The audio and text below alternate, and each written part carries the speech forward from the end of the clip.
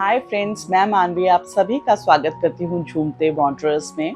तो मैं वापस से आ गई हूँ आपके लिए ग्रेट लेक्स ऑफ कश्मीर का अपना ट्रैकिंग एक्सपीरियंस लेके, जो ट्रैक मैंने 2018 में किया था और जिसके बारे में मैंने आपको पार्ट 1 में बताया था कि हमने किस तरीके से ट्रैकिंग कहाँ से स्टार्ट किया और हम किस तरीके से ट्रैकिंग के दौरान अपनी पहली कैंप साइट निश्नई कैंप तक पहुँचे। अगर आपने पहला पार्ट मिस कर दिया हो तो प्लीज़ इसे ज़रूर देखिए, तभी आप जान पाएंगे कि हमने किस तरीके से ट्रैकिंग स्टार्ट की थी और उसके बाद हम आज कहाँ के लिए निकल रहे हैं। तो आज हमारा डे 4 है और हम आज ट्रैक करेंगे विष्णुसर लेक के लिए। अभी तक इस कैंप के दौरान, इस ट्रैक के दौरान हमने कोई भी लेक्स नहीं देखे और ये ट्रैक ही ग्रेट लेक्स ऑफ कश्मीर का है। तो आज से हमारी लेक्स स्टार्ट हो जाएंगी और आज हम ट्रैक करेंगे विष्णुसर लेक के लिए। ये हमारा ट्रैक जो विष्णुसर लेक के लिए है, ये जाए आपका 12,152 feet above from the sea level है और इसको हम निचनई पास क्रॉस करते हुए, जो कि 13,458 feet from the sea level है, वो क्रॉस करते हुए जाएंगे, जिसमें काफ़ी सारे आपको बाउल्डर्स मिलेंगे, बड़े बड़े जो पत्थर होते हैं उस पे से आपको चल के जाना रहेगा। तो आज से जो हमारा ट्रैक है वो काफ़ी डिफिकल्ट होने वाला है इन कंपैरिजन ऑफ यस्टरडे। कल तक का हमारा ट्रैक जो था वो मॉडरेट था, पर आज आपको काफ़ी पत्थरों के बीच में से निकलना, स्टीप क्लाइम, अगेन नीचे आना, वो सारा रहेगा। तो चलते हैं हम आज के ट्रैक के लिए। हम यहाँ से चलते हैं विष्णुसर लेक के लिए, जो हमें सबसे पहले निचनई पास के लिए जाना रहेगा। ऊपर चढ़ के हमें क्लाइम करना पड़ेगा और ये क्लाइंबिंग हमारी धीरे धीरे 1-1.5 घंटे तक हो जाती है। देन हम निचनई पास पहुंचते हैं और उसके बाद फिर हम नीचे उतरते हैं, डिसेंड करते हैं विष्णुसर लेक के लिए।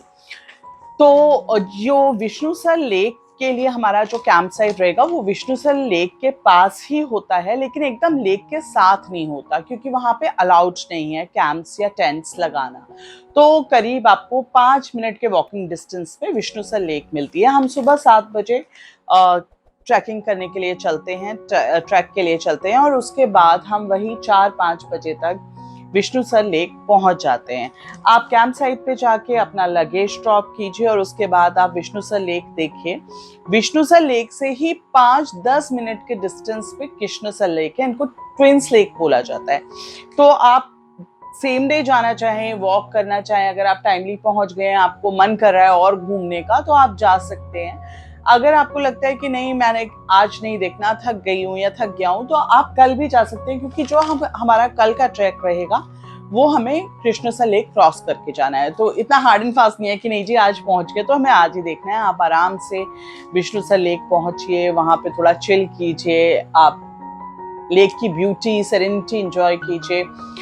और ये जो आपका कैंप साइट है ये बिल्कुल माउंटेन्स के बीच में एक मेडो है और इतनी शांति है वहां पे, इतनी शांति है, मतलब पिन ड्रॉप साइलेंस। अगर सुई गिर जाए तो आप उसकी आवाज सुन सकते हैं, लेकिन हवाएं बहुत तेज चलती हैं और ये लेक पूरा वही ग्लेशियर से पिघलते हुए आता है। आप सामने देख सकते हैं कि हाँ, पानी ऐसे पिघलते हुए नीचे आ रहा है और वो लेक में कन्वर्ट हो गया है।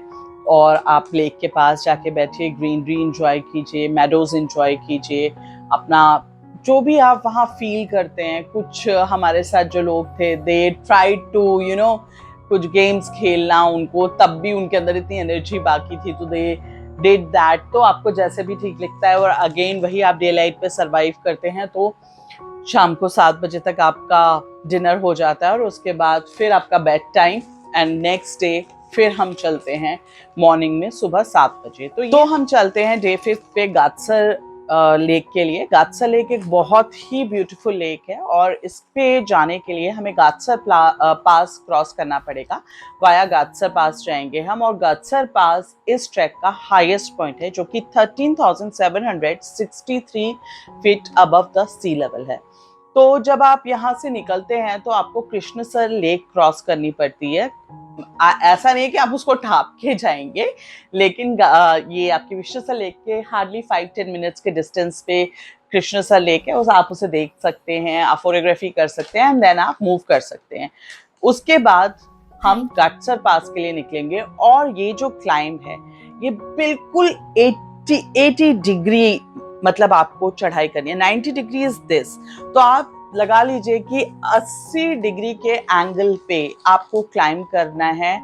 उसके लिए आपके पैरों में कितनी जान होनी चाहिए, कितनी टेक्निकली आपको क्लाइंब करना है, क्योंकि यहाँ पे आप किसी भी हालत में घोड़े पे बैठ के नहीं जा सकते हैं और आपको बहुत टेक्निकली वॉक करके, ट्रैक करके आगे जाना पड़ेगा।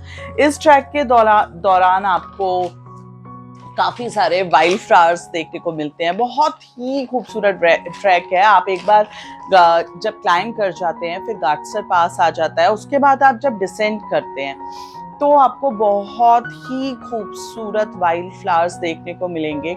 कुछ लोग इसे वैली ऑफ फ्लावर्स भी कहते हैं। वैसे वैली ऑफ फ्लावर्स उत्तराखंड में है, लेकिन इसको भी इसके नेचुरल हैबिटेट के लिए वैली ऑफ फ्लावर्स बोला जाता है। एंड ये बिल्कुल उसी तरीके से जैसे एक वैली अपना कलर चेंज करती है, जैसे कि कलर वैली कभी कलर्स नहीं चेंज करती, इट्स लाइक कि फ्लावर्स जो उसमें है, तो लाइक पिंक फ्लावर्स है तो पिंक की पिंक आपको दिखेगा। फिर 15 दिन बाद शायद सीजन आ जाए ब्लू या पर्पल फ्लावर्स का, तो इट इज लाइक दैट। और जिस टाइम पे मैं गई थी तो लैवेंडर कलर के बहुत सारे फ्लावर्स खिले हुए थे, और जब आप उसमें चलते हो ना, इट्स लाइक कि आप वॉक कर रहे हो या आप ना एक बिल्कुल लेवेंडर ही लेवेंडर आगे पीछे, it's not lavender plants, it's a colour lavender, और आप वॉक कर रहे हो और इतना खूबसूरत लगता है आपको, मतलब लगता ही नहीं है कि आप इसी धरती में रहते हो जहाँ पे इतनी खूबसूरती है। और गट्सर जो लेक है वो नेचुरल हैबिटेट है ब्राउन ट्राउट्स का। तो अगर आपको ट्राउट फिश पकड़ के खानी है तो आप गट्सर लेक तक उतरिए, जाइए, ट्राउट फिशिंग कीजिए और आप ट्राउट फिश खा सकते हैं। लेकिन लेक तक उतरने के लिए आपको अगेन टेक्निकली बहुत साउंड होना पड़ेगा चलने के लिए। और हमारा जो ट्रैक होता है वो लेक के साथ साथ चलता है। लेक आपको दिखती है, प्रॉपर दिखती है, लेकिन आप लेक के पास नहीं जाते हो। मतलब लेक के लिए आपको नीचे उतरना पड़ेगा। जो पगडंडी है ट्रैक की, तो वो चलती चली जाती है, लेक आपको थोड़ा सा नीचे दिखती है, जैसे कि आपको मैं ये फोटोग्राफ में दिखा रही हूँ। तो इट्स वेरी ब्यूटीफुल। और गट्सर लेक की ना कुछ पुरानी मान्यताएं भी हैं। ये एक बहुत पुराना स्थान माना जाता है, स्पिरिचुअलिज्म के हिसाब से भी इसकी कुछ मान्यताएं हैं।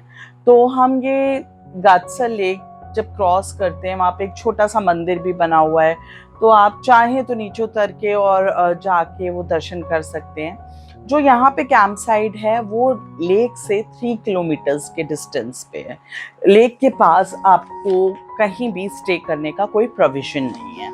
आपको 3 किलोमीटर्स का ट्रैक और आगे करके जाना पड़ेगा, जहाँ पे आपको गट्सर कैंप साइट मिलेगी और वहाँ पे आप स्टे करेंगे। और इसी ट्रैक के दौरान आपको बहुत ही खूबसूरत डिफरेंट तरीके के वाइल्ड फ्लावर्स देखने को मिलते हैं। तो आप डे 5 पे गट्सर लेक देखते हैं। बीच में आपको कुछ एक और लेक्स देखने को मिलेंगी, बहुत छोटी छोटी लेक्स हैं, बहुत सारी लेक्स हैं एक्चुअली, लेकिन जो ये बड़ी लेक है यही 5 लेक्स हैं जो बहुत बड़ी लेक्स हैं। छोटी छोटी लेक्स आपको देखने को मिलेंगी, कुछ रिवर्स आपको दिखेंगी, आपको उन्हें क्रॉस भी करना पड़ेगा। इट्स लाइक आप जैसे एक हेवन की एक इमेजिनेशन बना लेते हैं, या आप एनिमेटेड मूवीज में देखते हैं कि बहुत ही खूबसूरत है, एक्चुअली बहुत खूबसूरत है, बिल्कुल उसी की तरह। तो डे 5 पे हम अपना ट्रैक वहीं कंप्लीट करते हैं गट्सर कैंप पे, और उसके बाद वही आपका सेम रूटीन फॉलो होता है, खाना खाओ, सो जाओ, and next morning again 7 o'clock कूच कर जाओ। तो डे 6 पे 7 o'clock फिर हम कूच करते हैं सातसर लेक के लिए। जो सातसर लेक है ये सी लेवल से 11,860 फीट अबव है।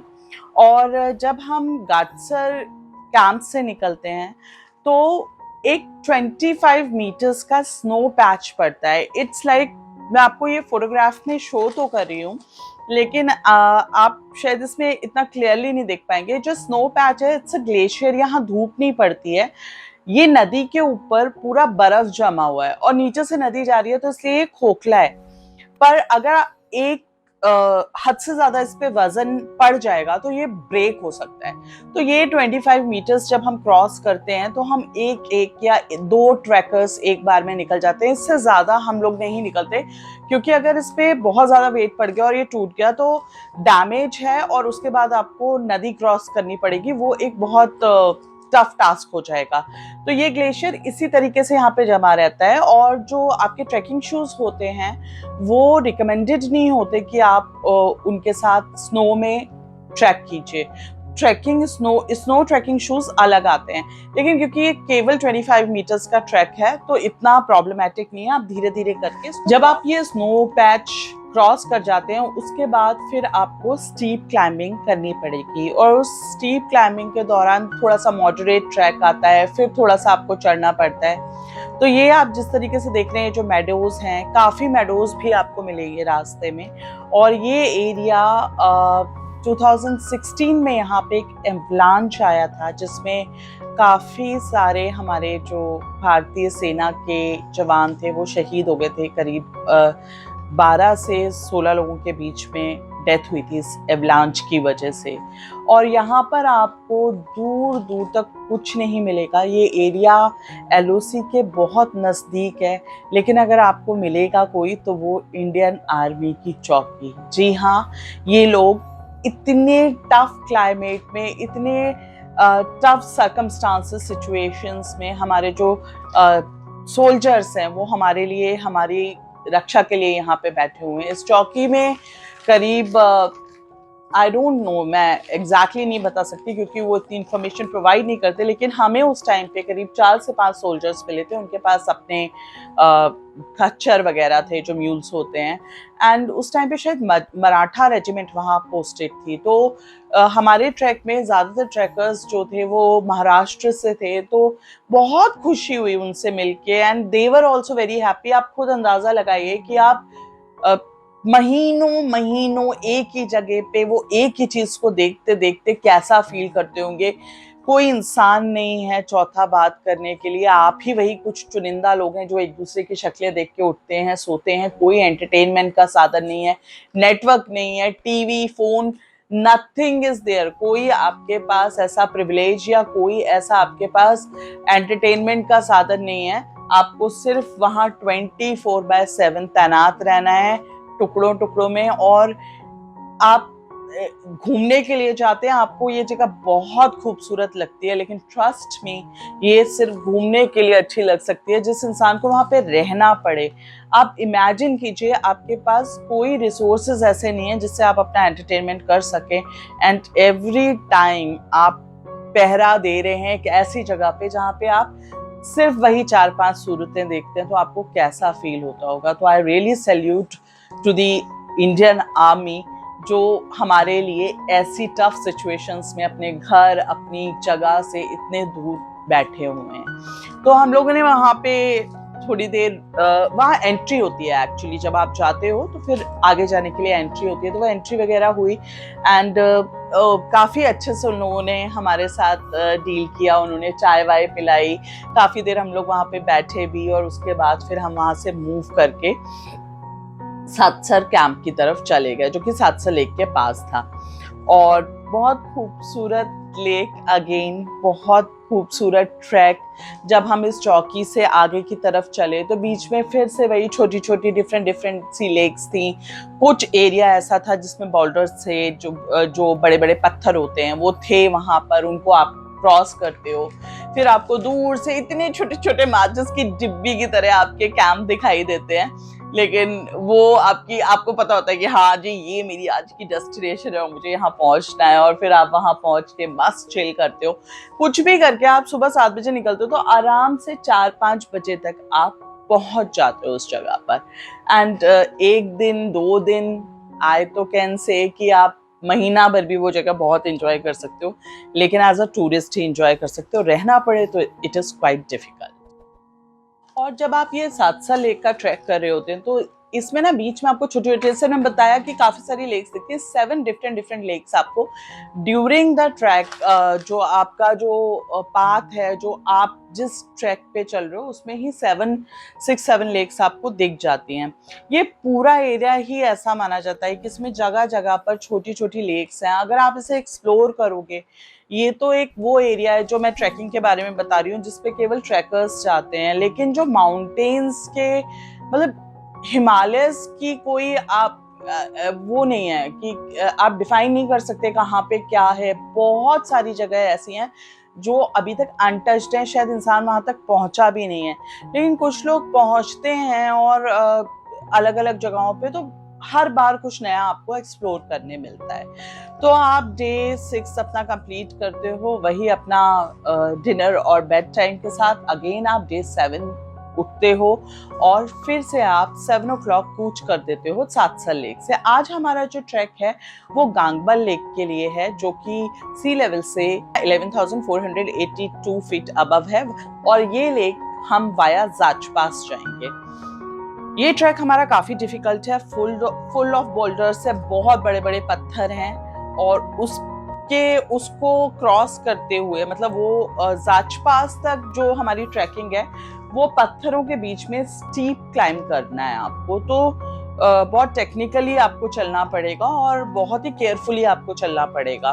तो ये हम बहुत धीरे धीरे ही कर पाते हैं। और आज के जो हमारा ट्रैक है इसके दौरान हमें 2 लेक्स देखने को मिलेंगी, जो कि हमारी 5 लेक्स कंप्लीट करती हैं, Gangabal lake and second is Nandkol lake. तो पहले हम चलते हैं जाच पास की तरफ, जो निकलते हैं सुबह अपना सातसर लेक से, धीरे धीरे चलना शुरू करते हैं, और उसके बाद काफी सारे पत्थर आते हैं रास्ते में। देखिए जैसे मैं आपको दिखा रही हूँ, तो ये ट्रैक हम ऊपर तक जाच पास तक पहुंचते हैं जब, तो जाच पास से आप ये देखिए जो नज़ारा, ये आप बिल्कुल टॉप पे हो इस टाइम पे, और आपको यहाँ से ये 2 ब्यूटीफुल बहुत ही खूबसूरत लेक्स दिखाई दे रही हैं। और ये जो नज़ारा है मैं आपको बता नहीं सकती। जब मैं यहाँ पे थी तो उस टाइम काफ़ी कोहरा था यहाँ पे, तो फोटोग्राफी बहुत अच्छे से नहीं हो पा रही थी, बट मैं आपको वो चीज़ शब्दों में नहीं बता सकती जो मैंने एक्सपीरियंस किया इस दौरान। और इतना खूबसूरत नज़ारा मैंने कभी इमेजिन भी नहीं किया था कि इस ट्रैक के दौरान मुझे देखने मिलेगा। तो ये एक ऐसी जगह थी जहाँ पे I spent around half an hour 45 minutes बैठ के, और you don't feel like to talk to anybody. आपका मन ही नहीं करता कि आप किसी से बात करो, आप बस खो जाते हो इस ये प्रकृति का जो भी है ये ऑरा, और आप बस पता नहीं, मैं ज़्यादा नहीं बता सकती इसके बारे में। आपको सिर्फ ये कह सकती हूँ कि अगर आप फिजिकली फाइन है, फिट हैं, तो आप एक बार ज़रूर जाके एक्सपीरियंस कीजिए। वर्थ टू गो है, बहुत खूबसूरत जगह है। तो जब हम यहाँ से अब हमने अपने कैंप साइट जाना है, तो इसके लिए हमने अगेन 80 डिग्री उतरना होता है जाच पास से, और बहुत ही पतली सी पगडंडी है। कई जगह तो ऐसे आता है कि आप 2 पैर भी एक साथ नहीं रख पाते हो, तो आप अंदाजा लगाओ कि आपको कितना केयरफुली नीचे उतरना पड़ेगा। और काफी लंबा स्ट्रेच ऐसा है जिसमें आपको इसी तरीके से चलना पड़ेगा, पहले एक पैर फिर दूसरा पैर फिर एक पैर फिर दूसरा पैर, और उसके बाद आप धीरे धीरे नीचे आते हो, एंड देन आपको नंदकोल लेक मिलती है। आप वहाँ पे इवन ये रिवर्स मैं आपको दिखा रही हूँ, ये जो जा रही है, फिर आप यहाँ पे भी रेस्ट कर सकते हो। उसके बाद आपको नंदकोल लेक मिलती है। नंदकोल लेक बिल्कुल लश ग्रीन मेडो है, और यहाँ आप बैठ के अपना टाइम स्पेंड कर सकते हो, क्योंकि आज हमारे ट्रैक का लास्ट डे है जो हम प्रकृति की गोद में हैं। आज के बाद जब हम कल निकलेंगे यहाँ से, तो फिर हम वापस से अपनी दुनिया में चले जाएंगे। तो आप जितना टाइम स्पेंड कर सकते हैं कीजिए यहाँ पर अच्छी तरीके से। और यहाँ ये ट्रैक बहुत ज़्यादा टाइम का नहीं है, हार्डली 3-4 घंटे में अगर आप चल रहे हैं तो ये कंप्लीट कर लेंगे। लेकिन क्योंकि हम रुक रुक के जाते हैं, बहुत ब्यूटीफुल है, बहुत सीनरिक व्यूज यहाँ पे देखने मिलते हैं, तो हम आराम से वो आधा आधा एक एक घंटा अपना स्पेंड करके और पहुंचते हैं अपने कैंप साइट पे। और इसी के साथ हमारा ये आज का दिन और प्रकृति के बीच में ख़त्म होता है और कल हम निकलेंगे यहाँ से नारंग विलेज के लिए। तो ये हमारा जितनी भी लेक्स थी, 5 लेक्स जो थी वो कवर हो चुकी हैं इस ट्रैक के दौरान। और अब हमारा वही बेड टाइम होता है। ज़्यादातर ट्रैकर्स अपने एक्सपीरियंस शेयर करते हैं। आज किसी को कोई टेंशन नहीं है कि मेरा पावर बैंक का बैटरी चला जाएगा या DSLR का बैटरी चला जाएगा, क्योंकि कल हमें सारी फैसिलिटीज़ मिलने वाली हैं। तो फिर हम अपना वही जो भी ट्रैक के दौरान बातें बूतें करनी है वो करके एंड सो जाते हैं। नेक्स्ट मॉर्निंग वही सुबह 7 o'clock हम कूच करते हैं नारंग विलेज के लिए। जो ये ट्रैक है ये सीधे अब आप क्रॉस करेंगे, रिवर क्रॉस करेंगे। ये देखिए इस तरीके से आप क्रॉस करते हैं। यहाँ पे वो भी बना हुआ है, एक लकड़ी का ब्रिज भी है। तो ये क्रॉस करके आप आराम से जाते हैं। पूरा लश ग्रीन अगेन आपका वो सारा एरिया है। उसके बाद ये आप ट्रीज देख रहे हैं, यहाँ पे पाथ आना शुरू हो जाता है और यहाँ पे हम नीचे उतरना शुरू कर देते हैं, डिसेंड करते हैं। और नारंग विलेज के लिए जब हम जाते हैं तो यहाँ पे हमें छोटी छोटी विलेजेस दिखना शुरू हो जाती हैं। करीब 1 और 2 आवर्स के बाद में हमें ये विलेजेस दिखने लगती हैं। मैं आपको ये जो टाइमिंग्स बता रही हूँ 5 मिनट्स, 10 मिनट्स, 1 आवर, 2 आवर, ये मैं एज अ ट्रैकर जो प्लेन से जाते हैं उनके हिसाब से बता रही हूँ। जो वहाँ के लोकल्स हैं वो तो बहुत ही जल्दी ये एरिया कवर कर लेते हैं। तो यहाँ पे हमने 4-5 दिन बाद इंसान, जो हमारे अलावा कोई इंसान देखना शुरू किया। और ये ट्रैक पूरा देखिए आप, ये कितने सारे ट्रीज लगे हुए हैं जो कि अभी बिल्कुल वो हैं जिन पे कोई लीव नहीं है। और बस हम ऐसे नीचे उतरते चले जाते हैं और फाइनली हम नारंग विलेज पहुंचते हैं। 10 किलोमीटर्स का ये ट्रैक है जो आराम से 3-4 घंटे में कंप्लीट हो जाता है। अगर आप रुकते रुकाते भी जाते हैं तो भी 5 घंटे तक कंप्लीट हो जाता है। जनरली हम सुबह निकलते हैं वही 7 o'clock और 2-2:30 बजे तक हम नारंग विलेज पहुंच जाते हैं। नारंग विलेज में एक नाग टेम्पल है और काफ़ी पुराना टेम्पल है ये, लेकिन अनफॉर्चुनेटली जिस टाइम पे हम पहुंचे थे तो ये टेम्पल क्लोज था और पुजारी जी नहीं थे, तो हम दर्शन नहीं कर पाए यहाँ के।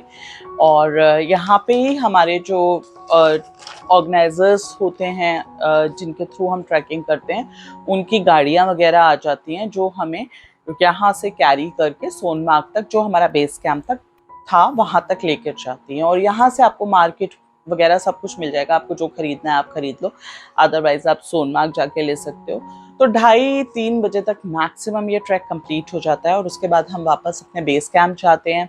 अपना वही रूटीन जो है, टी लिया। सोनमार्ग इतनी खूबसूरत जगह है कि आप थके नहीं होते हो, मतलब थके भी होते हो तो थके नहीं होते हो आप सामने ही जाके, क्योंकि आपके स्टेज ऐसी जगह हैं कि आप आराम से वॉक कर सकते हो, गप्पे मार सकते हो। क्योंकि लास्ट डे है तो सारे ट्रैकर्स एक दूसरे के साथ अपना एक्सपीरियंस शेयर करते हैं, कॉन्टैक्ट नंबर शेयर करते हैं, अपने सारी चीज़ें वही होती हैं। शाम को हमारी फाइनल जो नाइट है एक दूसरे के साथ, जो भी हमने गप्पे मारनी है, और एक मतलब बहुत अच्छे एंड पे ये ट्रैक ख़त्म होता है। और उसके बाद नेक्स्ट डे हम वापस श्रीनगर के लिए कूच कर देते हैं। श्रीनगर के लिए आप वही सेम चीज़ है, या तो आप शेयरिंग टैक्सीज पे चले जाइए, क्योंकि आप इस दौरान में आपके काफ़ी सारे ट्रैकर्स फ्रेंड्स बन जाते हैं। तो आप लोग क्या करते हो कि एक टैक्सी हायर कर लेते हो और जो भी आपका 8 लोगों की टैक्सी होती है या 10 लोगों की होती है, तो जो भी आपका शेयर बने आप पे कर लो और पूरी टैक्सी आपको डायरेक्ट लेके चली जाती है। तो 3 घंटे से ज़्यादा का टाइम लगता नहीं है श्रीनगर जाने के लिए।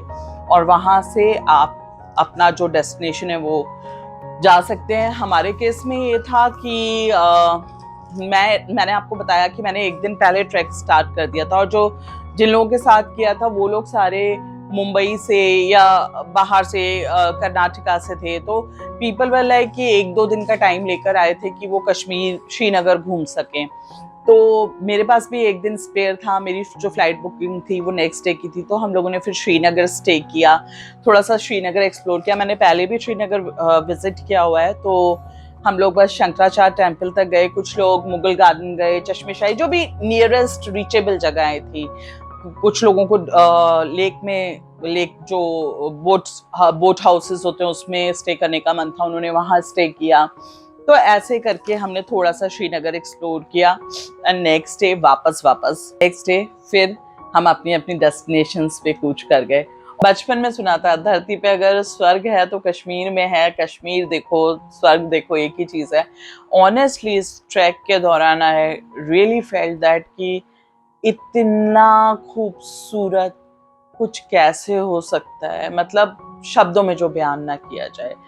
तो इस तरीके से ये एक्सपीरियंस जो था वो एक लाइफ टाइम एक्सपीरियंस है मेरे लिए, और मैं आप सभी लोगों को रिकमेंड करूँगी कि जो भी फिजिकली फिट एंड फाइन है वो एक बार ज़रूर एक्सप्लोर करें, स्पेशली वो लोग जो नेचर के साथ तालमेल बिठा के रह सकते हैं, जा सकते हैं, क्योंकि ये इतना टफ नहीं है, बहुत इजी भी नहीं है बट इतना टफ नहीं है। तो अगर आप लोगों को मेरा ये एक्सपीरियंस पसंद आया हो तो प्लीज़ मेरे चैनल को सब्सक्राइब कीजिए, बेल आइकन प्रेस कीजिए और लाइक बटन प्रेस कीजिए। मैं डेफिनेटली आपके लिए ऐसे ही खूबसूरत वीडियोस लाती रहूँगी। तब तक के लिए बहुत बहुत धन्यवाद। नमस्कार।